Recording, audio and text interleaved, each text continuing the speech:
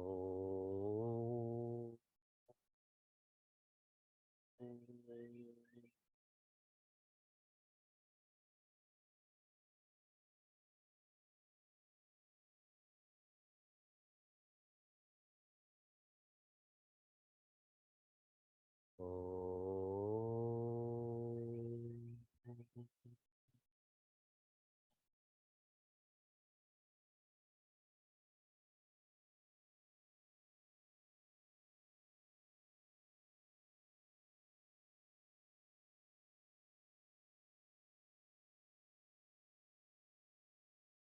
Welcome to Meaningful Mornings. We began our semester on Monday, July 3rd. And we began with celebrating Vyasa Purnima or Guru Purnima. Our guide is the most accessible facet of our trust triangle. And now fast forward a month, almost 28 days. We are going to complete another chapter of Bhagavad Gita. Many times when I ask seekers, have you studied all of Bhagavad Gita? Very few have their hands up. And soon, lots of people will have their hands up. What we are getting to do together is once in a lifetime. And if you do this well, you won't have another lifetime. What is the Bhagavad Gita? It is a poster. It is a compass. It is a loudspeaker on Tattvamasi. Infinity, you are. Chapters 13 to 18 zoom into Asi, that there is no individuality, the Prince Arjuna. There is no divinity, the Sri Krishna. There is only infinity. But there's no names and forms and qualities, only joy. In chapter 13, the main theme is differentiation. Differentiation between the relative and the absolute. The main theme of chapter 14 is limits. Limits. Synonyms for this: gunas, ropes, conditions. Technically, prakriti. Now chapter 15, which we are going to commence in a couple of days. The theme for that is limitlessness. Limitlessness. Unconditional. Gunatita. Technically, Purusha. In verse 21, Prince Arjuna asks, I want to intensely know what it feels like to not be subject to limits, but to be limitless. This question, the answers that come, this all bleeds into chapter 50, which is on Purusha, or limitlessness. Shri Krishna starts to answer in verse 22, a reflection point for all of us. You cannot rid yourself of the gunas. What you can do is rid yourself of the limitation that the gunas have on you. Trying to make this more specific. If you're immersed in what you do, you're less hungry. You're less tired. The hunger and the tiredness is still there. It is the nature of the body, but you're not limited by it. that identification is broken. In verse 23, a reflection point for all of us. If there is a gunas, then the automatic implication of this, there is Brahma or infinity. How so? Gunas are an expression of Maya. Maya is an expression of Mayapati. Mayapati is an expression of Brahma. Expression means depends on. So if there's guna, then there's Brahma. What are you tuned into? I'm giving you this visual of, if you're walking outside your neighborhood in the evening and you project that there's a snake on the ground, you're only projecting that because there's a snake-like entity there, which would be a hose or a rope. But if you're just walking on the road and there's no snake-like figure there, you're not going to project that. The projection of the snake implies there's a rope. In verse 24, a very beautiful term is brought up, which is, one is natural in their nature. Swasthatha. Many of us have a great love of Upadesha Sara by Sri Ramana. In verse 10, Sri Ramana shares, Hrit stale manaha swasthatha. Hrit stale means established in the heart, that which is natural. What's established? Manaha. That mind that always makes us extrovert is resting in the self.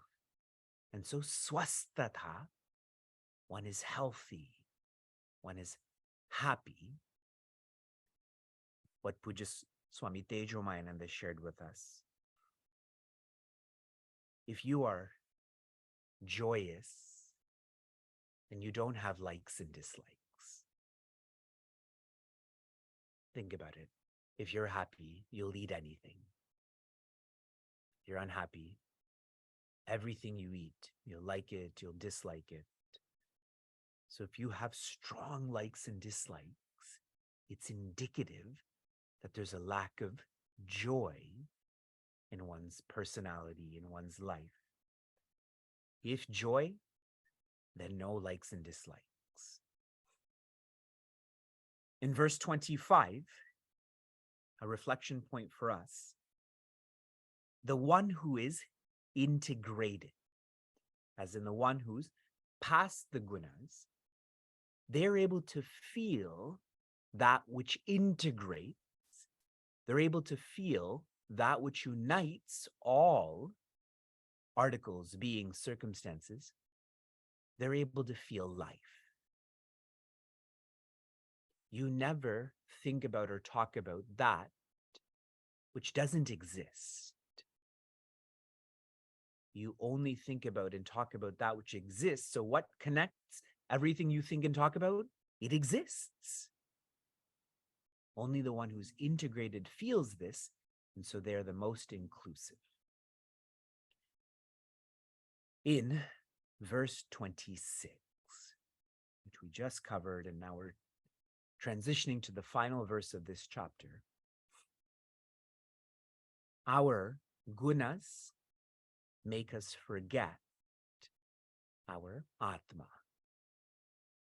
Laziness makes you most forgetful. Quietness makes you most remembering oriented. And in this verse particularly, if one loves Sri Krishna, then service to Sri Krishna, to Sri Krishna's causes, will be very natural. Whomever you love, whatever you love, the proof of that is service unnatural or natural or very natural.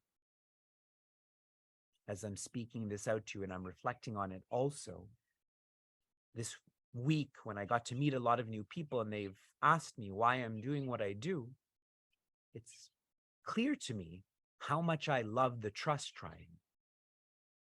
That for me, like yesterday morning when I was in Meaningful Mornings, I think I did it while I was asleep. I may have been sleeping while Meaningful Mornings happened yesterday, but to me, it's really proof of how much I love the trust triangle, that this is very natural. Service, and a stronger word for this is bhakti, is not an action. It is a attitude. Break this notion out of your mind that if you sing a lot, that's your devotion. If you read a lot, that's your devotion. If you are devoted, there's no compartmentalization or mutual exclusivity. Morning time, I'm a bhakta. During the day, I'm a gambler. It's an attitude. This attitude doesn't stop. This attitude of you, that never stops, whether you're dreaming or sleeping. Can that attitude be adjusted to divinity? Shri Krishna. Verse 27. Brahmano hi pratishtaham amritasya vyayasya cha shashvatasya cha dharmasya sukasya ekantikasya cha. Joy. Brahmanaha, of infinity, relating to infinity. Indeed, pratishtaham, I am the locus of that. That's the translation in the first quarter.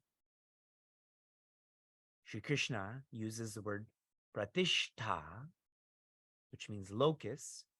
A word we've been commonly using is dhamma, home. How is it that Shri Krishna, who is divinity, is sharing that he is the locus or the home of infinity? Because you and I, we can't relate to infinity right now. And so it's out of love, the infinite's love for us, or the infinite's love for itself, that dhamma expresses as a guna. If I asked you, what do you love about Bhagavan Rama? You may share about how much he loved Bhagavati Sita. You're not going to say, I love Bhagavan Rama because he's infinity. What about infinity do you love? There's nothing to love about infinity. You can only be infinity. You see how that guna is what we can hold on to or relate to pull us to the Dhamma. Amritasya avyayasya, which means the one who has followed the path from laziness, aggressiveness, quietness to joy, they no longer have fear. Amritasya means they're fearless, and avyayasya means forever. During Meaningful Mornings, you also don't have fear. And as soon as it ends and you have to go to work or you have to clean your dishes, that's where the fear comes back. But here the word forever is used. Third quarter, shashvatasya, and I love this word. Shashvatasya means it is ancient, yet applicable. Isn't what we're learning ancient? The typical archaeologist will say this is 5,000 years old, but it's applicable, correct? Year after year, morning after morning. To personalize this, another word that's followed up with this is dharma, dharmasya. This is our responsibility ancient, if you think of Bhagavad Gita in terms of how old it is, to try to be respectful of Bhagavad Gita and applicable, it is to love Bhagavad Gita. Your entry point to Bhagavad Gita is respected, but this should evolve to loving Bhagavad Gita. The same goes for all facets of the trust triangle. First you respect, then you love. But if you don't have that respect, you'll never reach that love. If you don't have a love for the trust triangle, it's harder to apply this, to make sure this attitude is forever. Finally, sukasya ekantikasya. This is an experience not of joyous or joyousness, but rather is an experience of joy, an independent joy. In this verse, Sri Krishna is sharing the carrot. Why should you know the gunas, evolve through the gunas? Because if you do, you will experience independent joy. Final reflection. What is this chapter teaching us? For our lifestyle to be centered. Your lifestyle means how you bank, how you speak, how you listen, what you watch. Every verb, your lifestyle encompasses every verb. Every verb should be oriented towards sattva, which means centering, to the center. Tomorrow I will review this entire chapter, and we will complete this chapter with our sankalpa vakya, or intention. From inspiration to application. Your application yesterday was to ask people who are close to you if you know the art of listening. How many of you asked? Those who didn't, because you know the answer is no. Those who did ask, did you have positive feedback or negative feedback? How many of you were told you do know the art of listening? Okay, I see a lot of thumbs down. Good. This whole culture is to put us in our place that we can do better. Vivek thinks he knows the art of listening because quite often when I'm listening to someone, they start to cry. Initially, I felt bad that they didn't like being with me. But I've realized is that they really can be themselves then. And that's why they cry. Your application for this morning is, I want you to reflect on this chapter, on this scripture, reflect on the trust triangle so intensely that you start to cry. Can you engage in such comprehensive manana today that you can't help but cry for whatever reason? Shanti, Shanti, Shanti. Be joy.